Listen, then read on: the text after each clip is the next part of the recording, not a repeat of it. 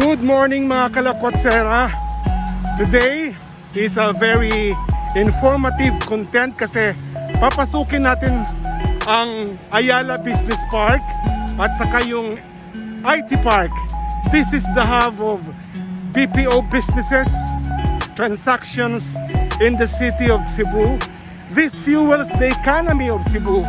Ito ang dahilan kung bakit na Cebu became the wealthiest city outside Metro Manila, and it has also become the wealthiest city, the fifth wealthiest city in the Philippines. This is not something to be brag of. This shows how hardworking, how talented, how resilient, how innovative, how creative, and at the same time a workforce to reckon with itong mga Cebuanos. Okay, mga kalakotsera, join me as we explore first Ayala Business Park here in Cebu City. Formerly, this was a golf course. Then eventually, they have morphed into a business center in the vibrant Cebu City. Okay, puntahan natin.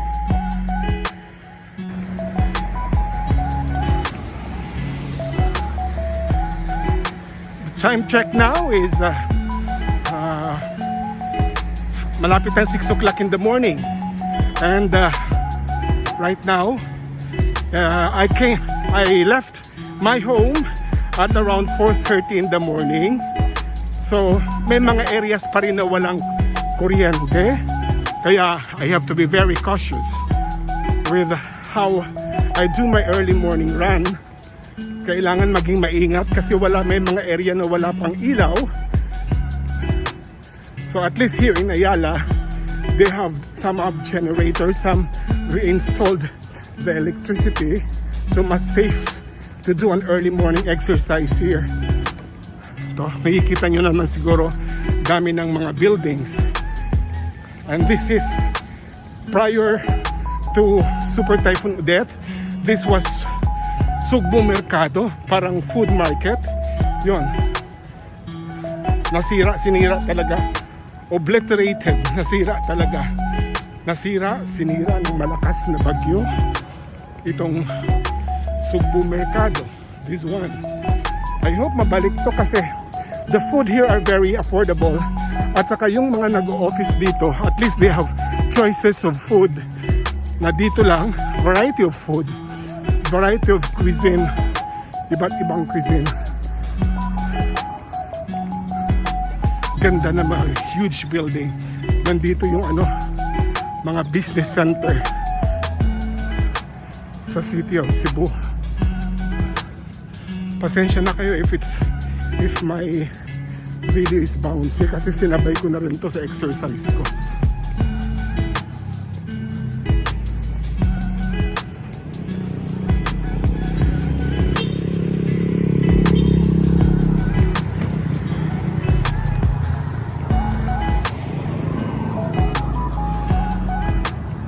This was the building, formerly the building of where my daughter Yupe worked in Tuquat, no? Med specialist, if I remember it right, she used to work in med specialist, and now she migrated in United States, where she is doing well still. The same line of work, kaya nga I'm so settled na at least yung expertise niya that she have learned in Cebu, where she can apply to where she now resides in the US. Yops, do you still remember this building? You have lots of fun memories with your workmates, the people that had became your friends. Oh, do you hear the chirping sounds of the birds? So meaning to say na malinis yung lugar. At saka inhabitants pa rin, may mga inhabitants, birds, habitats of birds. Dito talaga, it is a very ideal place where you can do an early morning run. At saka napansin nyo, maraming kahoy. Actually, mas luscious pa talaga yung mga kahoy na dito. Na ano lang, naapektuhan lang siya ng bagyo. So there's lots of fallen trees around here.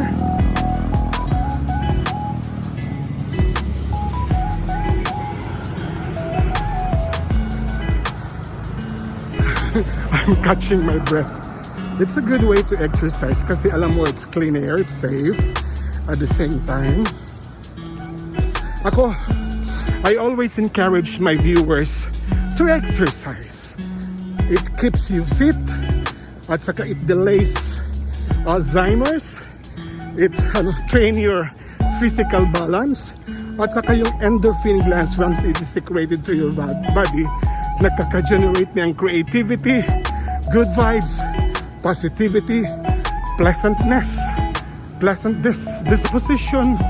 Endorphin glands na yon. It is somehow a happy hormones na nag-trigger na magiging exciting, positive ang attitude mo in life. Notice those tall buildings. That one. Yan. Matataas na mga buildings, structures. This fuels the economy of Cebu. This one.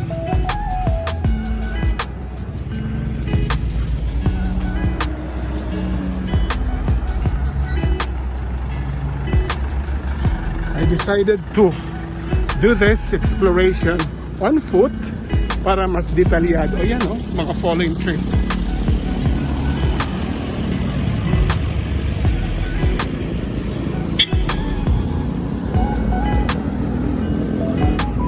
Kaya lang, bouncy.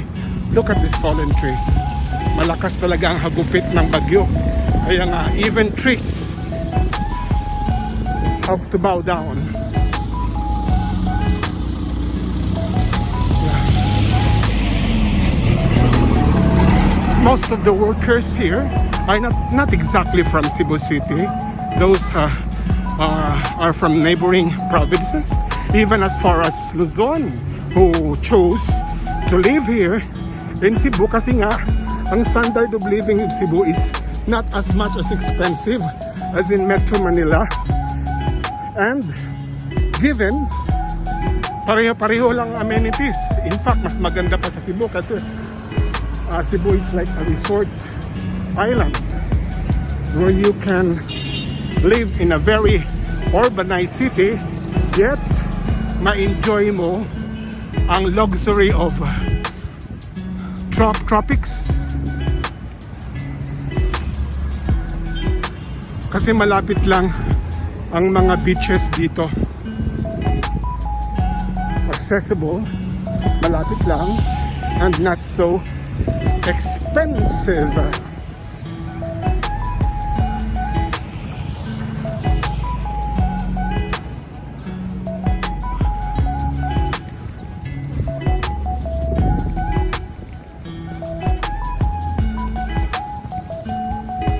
It's also a venue, a heaven for shoppers of signatures, branded clothes, products in a cheaper, much cheaper here in Ayala Center, Cebu. Hotels are also located here, like Seda Hotel, Golden Prince Hotel, Park Lane Hotels, at they have their own traffic discipline and traffic flow. Disiplinado ang mga tao dito. Kaya hindi ka matatakot na to go out, do an early morning run kasi may mga securities who would reprimand you if you have violated some traffic rules, even for the pedestrians.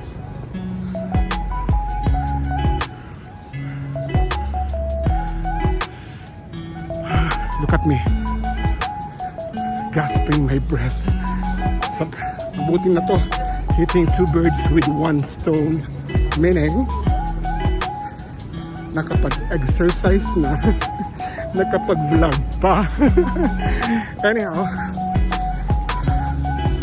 So, after the onslaught of Super Typhoon Odette, there was really fear, and you cannot just take that out from us, no? Fear.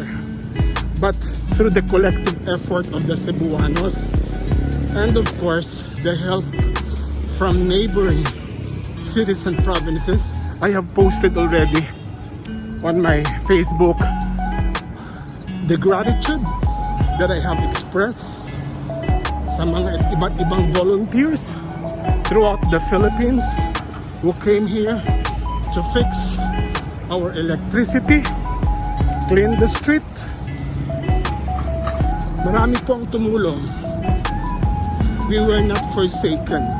We were not forgotten. It's because every time naman na may problema or may calamity on neighboring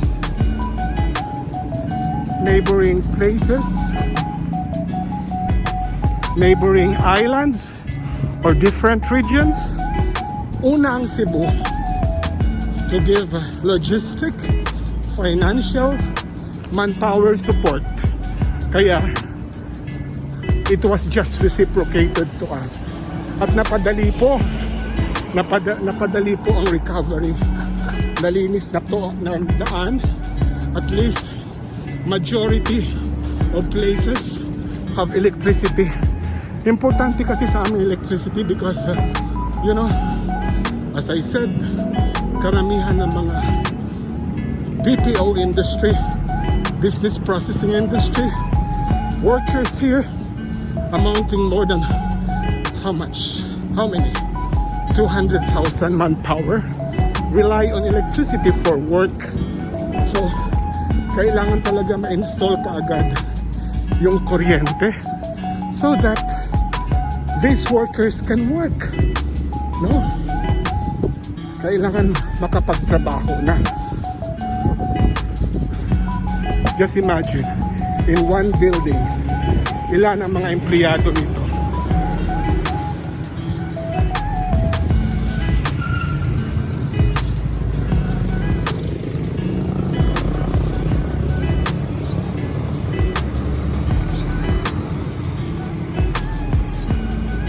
So, dahil sa tulong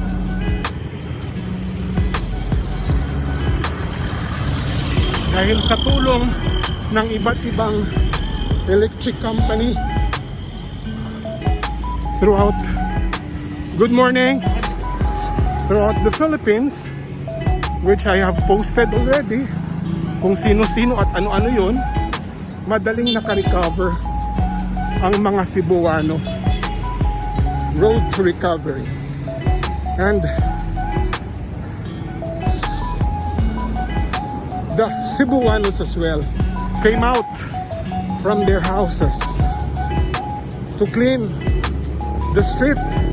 There was a city ordinance made by our incumbent mayor,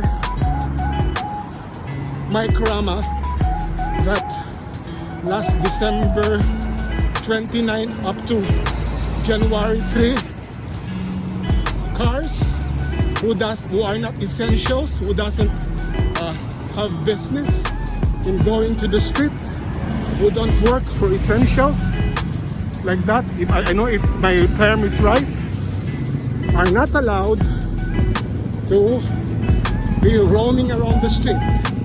Yung mga essential workers lang ang pwedeng magdala ng sasakyan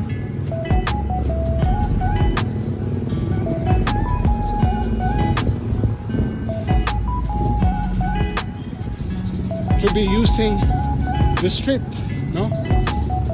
Traversing the street. Yung mga ano lang, may mga businesses or mga urgencies, but mga private use na walang importanteng Kailangan they were refrained from going out, and they were requested to go out to help clean the streets. It started with all government workers were told to report on their office earlier than the time required.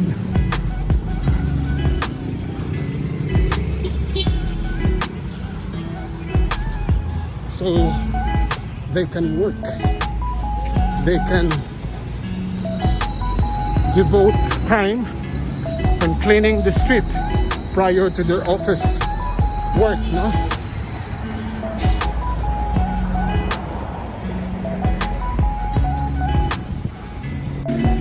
It boils down to cooperation, discipline, and bayanihan spirit of the Cebuanos that we were able to recover, speedy recovery. We did not clamor and ask, where is our president? We only wanted to restore our electricity, the basic essential of water, electricity. Kailangan yun, and the speedy internet signal, kasi nga we rely on that for most of the manpowers here in Cebu. And salamat sa maraming tulong, madaling na-repair, na-reinstall yung mga kailangan. And look at now, people are all on the road for recovery. Pero may mga area pa rin na talaga naghihirap ang tao, like in the southern part of Cebu, also particularly in Mactan Island. But the local government will take good care of it. Okay?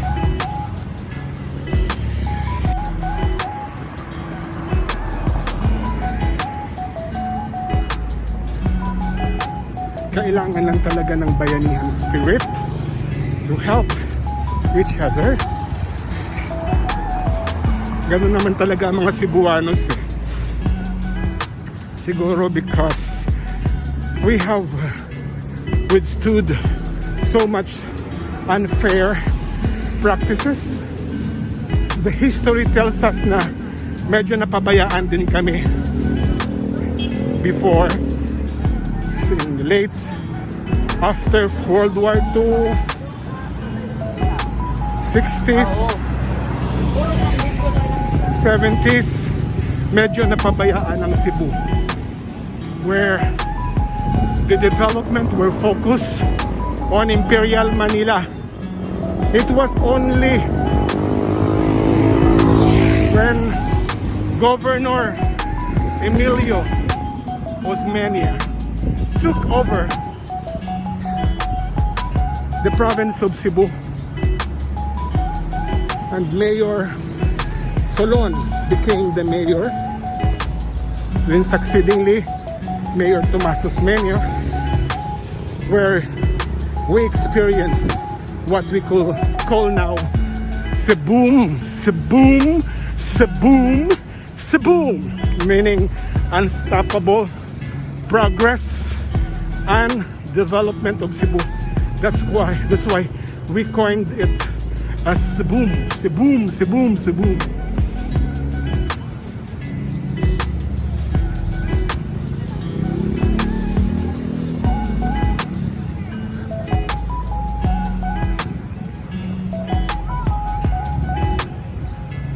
And look at this now.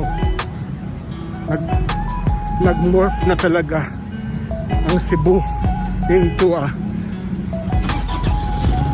industrial giant. Kasi nga maganda ang vision ng previous leaders who were when we were less politicized. Unlike today, any action politically motivated na. I would like to go back to that time na hindi politicize ang decision making ng tao. that will rely on our spirit of commonality, spirit of oneness, spirit of unity.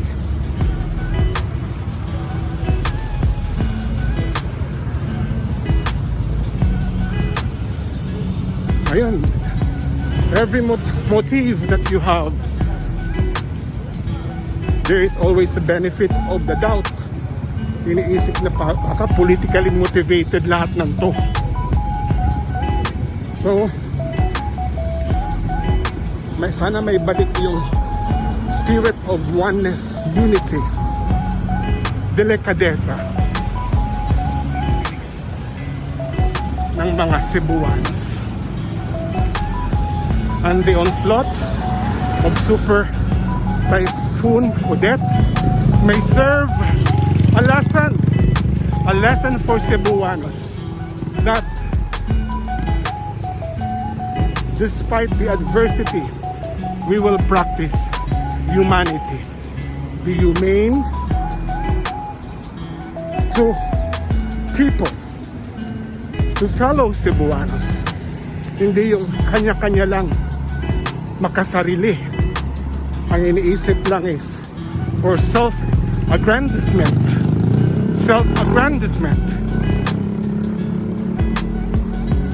Selfishness.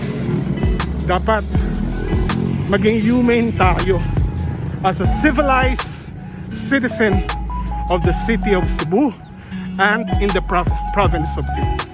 Okay, that would be all about my exploration on foot of my beloved Cebu City.